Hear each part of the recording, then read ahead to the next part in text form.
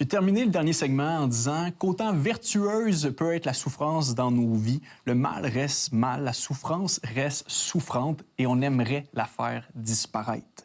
Et c'est un des pôles de l'enseignement biblique, la réalité dégueulasse, horrible, abominable du mal et le fait qu'on aimerait tous avoir un monde qui est sans souffrance, qui est parfait. Et déjà, juste l'idée qu'on a en tête que le monde ne devrait pas être tel qu'il est présentement, c'est peut-être un petit résidu de foi qu'on a à l'intérieur de nous qui nous rappelle qu'il y a une norme plus haute que celle qu'on voit autour de nous dans la société. La Bible ne nous donne pas de réponse exhaustive pour les pourquoi du mal, pourquoi la souffrance.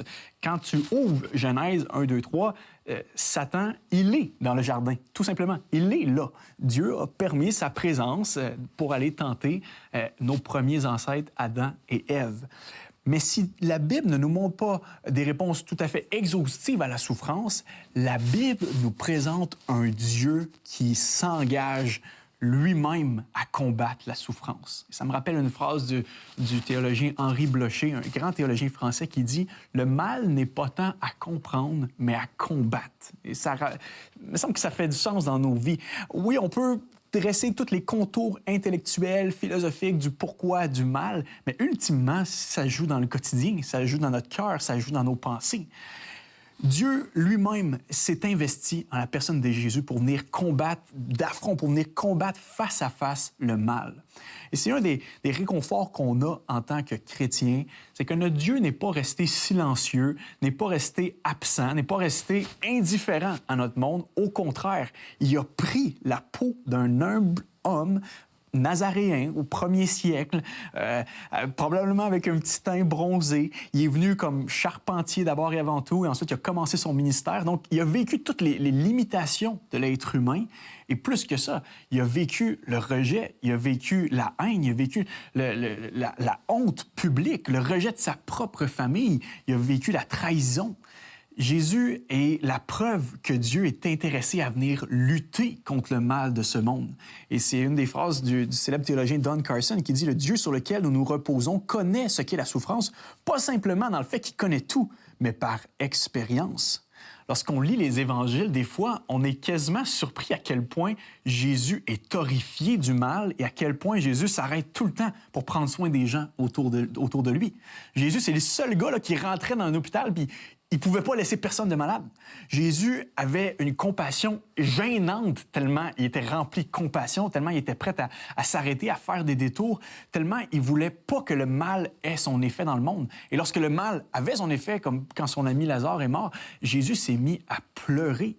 Jésus a pleuré contre le mal. Et Jésus, non seulement ça, a porté les limitations de l'être humain, mais il a porté tout le poids du péché de l'humanité.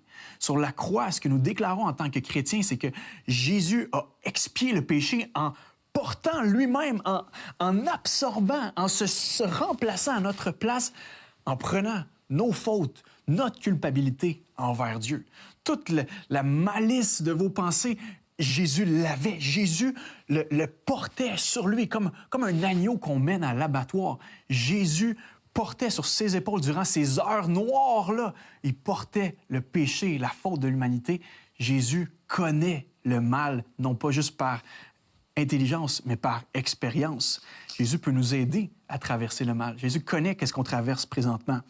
Non seulement ça, Jésus a vaincu le mal. J'aimerais vous lire un des premiers credos. Ça, c'est une des premières traditions orales, ce qui circulait chez les premiers chrétiens. On peut lire en Colossiens 2, les versets 13 à 15. « Et vous qui étiez morts à cause de vos fautes, et parce que vous étiez incirconcis, Dieu vous a donné la vie avec Christ. » Il parle ici à des gens qui ne sont pas juifs, qui sont païens. « Il nous a pardonné toutes nos fautes, car il a annulé l'acte qui établissait nos manquements à l'égard des commandements. Oui, il l'a effacé, le clouant à la croix. Là, il a désarmé toute autorité, tout pouvoir, les donnant publiquement en spectacle quand il les a traînés dans son cortège triomphal après sa victoire à la croix. » La scène qui devait être une humiliation pour tous ceux qui avaient suivi Jésus, c'est-à-dire la croix, ce Nazaréen-là, à moitié nu, cloué sur cette croix, s'est renversée comme étant la scène d'une victoire triomphante pour les chrétiens. À la croix, Jésus a vaincu le mal, Jésus a vaincu le monde, Jésus s'est moqué de Satan. Ici, l'allusion qui est prise, c'est celle d'un général qui rentre dans une ville avec les prisonniers des nations en arrière de lui. Et on peut imaginer toutes les railleries qui sont faites, qui sont lancées à l'endroit des prisonniers qu'il a ramenés. Et c'est la victoire triomphante qui éclate dans la ville. C'est la même analogie qui est prise ici pour dire, en Jésus, les puissances démoniaques. L'enfer a été bousculé quand Jésus est mort sur cette croix.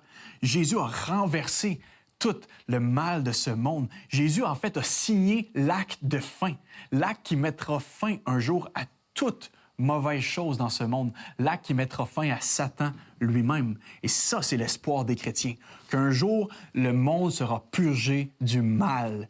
Et puisqu'il n'y aura plus de mal à l'intérieur ni à l'extérieur de nous, nous vivrons dans un monde parfait, où les seules larmes qui couleront sur nos joues seront des larmes de joie, de bonheur. C'est ce qu'on aspire. Et c'est pas seulement une espérance qui est volatile, qui est abstraite. C'est une espérance qui est concrète, qui se vérifie historiquement en la personne de Jésus, le Nazaréen, qui est mort et ressuscité pour nos péchés.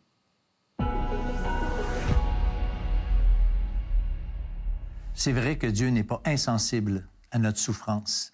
C'est vrai que Jésus a souffert. C'est vrai que Jésus a expérimenté la douleur. C'est vrai que Jésus a pleuré. Mais j'aimerais vous rappeler que la plus grande des vérités, c'est que Jésus a subi le jugement de Dieu qui devait être nôtre, lui, l'innocent, pour des coupables. Alors, savoir n'est pas avoir. Et nous sommes invités aujourd'hui, même si vous êtes d'accord avec ça, il faut plus que croire intellectuellement, il faut s'y engager notre cœur.